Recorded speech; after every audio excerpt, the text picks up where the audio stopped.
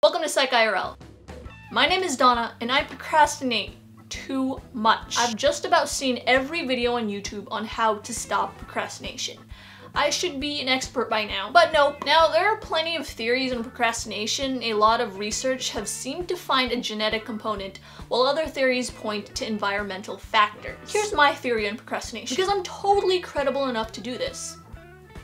Okay, so say you have a paper due in 1 week. First, we have the non-procrastinator. 20% of the population in the US have classified themselves as chronic procrastinators. So we can assume the non-procrastinator is the regular person. When given a deadline for a paper, this person is likely to feel stressed until some sort of action is done about that paper. Whether that be making a plan to get it done or breaking the paper into small segments, some sort of action must be done in order to reduce that stress. And then we have the procrastinators. Research has concluded several generalizations about procrastinators. They tend to be high in impulsivity and low in self-discipline. Many are also perfectionists and have a fear of failure. Researchers also agree there isn't one type of procrastinator. And I looked everywhere for where I could find these types, but I couldn't find any research on them. With that, I've come to include there are 4 types of procrastinators. Number 1, the efficient procrastinator. Efficient and procrastinate don't usually go hand in hand, but hear me out. In order to avoid doing that paper, these procrastinators might do other things that aren't really too bad for you, like organizing files, cleaning your room, or going to the gym. None of that will help you get your paper done, but it does help get errands done. I know! I just need to get a little blood pumping in the old noodle.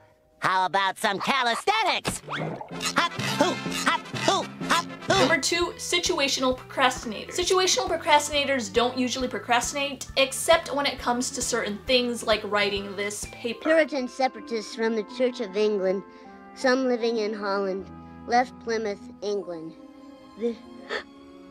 Their destination was... They may only procrastinate when things seem too long, too difficult, or too boring, but when it comes to something they like planning a trip, they're on it fast. Number 3, mood-dependent procrastinators. This group is the group that I mainly belong in. These types need to be in the perfect mood in order to start doing that paper.